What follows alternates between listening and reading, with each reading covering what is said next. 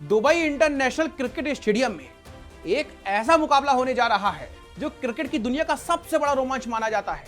भारत बनाम पाकिस्तान। जी हां, Asia cup 2025 का ग्रुप स्टेज का ये मैच, लेकिन इस बार मैदान पर क्रिकेट से ज्यादा दिलों में तूफान मचा हुआ है। पहलगाम के आतंकी हमले के बाद जहां पर 26 निर्दोषों की जान चली गई थी, पूरा देश अब सवाल पूछ रहा है, क्या हम पाकिस्तान के साथ में क्रिकेट खेल करके शहीदों का अपमान कर रहे हैं?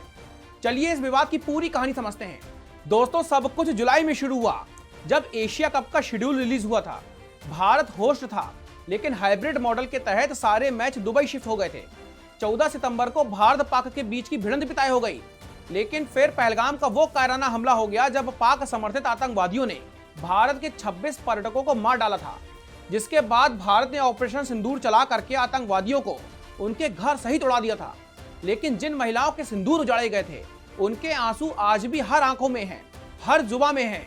इसी वजह से भारत पाकिस्तान के बीच में क्रिकेट मैच अब जंग का अखाड़ा बन चुका है। सोशल मीडिया पर #बायकॉट एशिया कप 2025 और #बायकॉट पाकिस्तान ट्रेंड कर रहा है। एक्स पर हजारों पोस्ट हैं जहां पर फैंस चिल्लाकर पूछ रहे हैं, क्या खून और क्रिकेट एक साथ बहेंगे? दोस्तों, एक बात और मैं आपको बता दूं, दुबई स्टेडियम की आधे से ज्यादा सीट्स खाली हैं। प्राइस 2.5 लाख तक पहुंच गया है, लेकिन बिक्री अब कम हो गई है।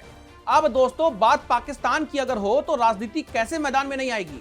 विपक्षी दल भी सरकार को घेरने में लग गए हैं, जिसके जवाब में भाजपा ने कहा है कि द्विपक्षीय सीरीज हम नहीं खेल रहे हैं, लेकिन बहुपक्षीय टूर्नामेंट में हम जरूर खेलेंगे।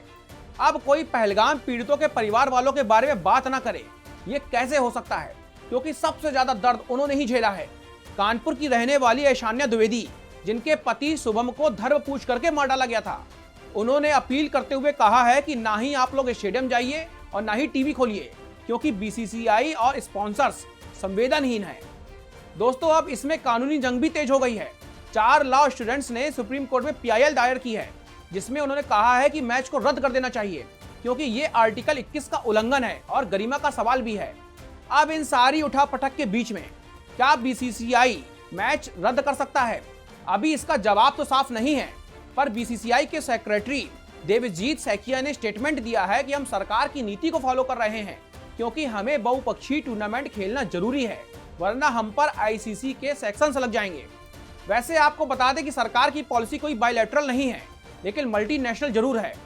इसके अलावा एक बात और निकलकर सामने आ रही है, चोरी चोरी चुपके चुपके BCCI के टॉप ऑफिशियल्स दुबई में मैच का अदृश्य बहिष्कार करने में लग गए हैं, क्योंकि ज्यादातर वहां पर अनुपस्थित हैं। इसके अलावा एक दर्द और भी है जो भारतवासियों के सामने खड़ा है, क्योंकि ये सिर्फ एक मैच की बात नहीं है दोस्तों। अगर दोनों लोग सुपर 4 या फिर फाइनल में पहुंच गए तो 3 मुकाबले हो जाएंगे। अब आपको एक और गंदी सोच से मैं रूबरू करवाता हूं। ये है पूर्व पाक कप्तान शाहिद अफरीदी साहब।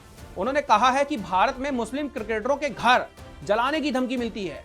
खैर, इन जोकरों की बात करने में हमें कोई मजा नहीं आती है, ना हमें करनी चाहिए। इनको जवाब आप ही कमेंट में दे दीजिएगा। तो दोस्तों, ये मैच होगा या फिर नहीं होगा, हम आपको इस मैच का पूरा सूरत हाल कल जरूर बताएंगे। तब तक के लिए बने रहिए हमारे साथ। धन्यवाद।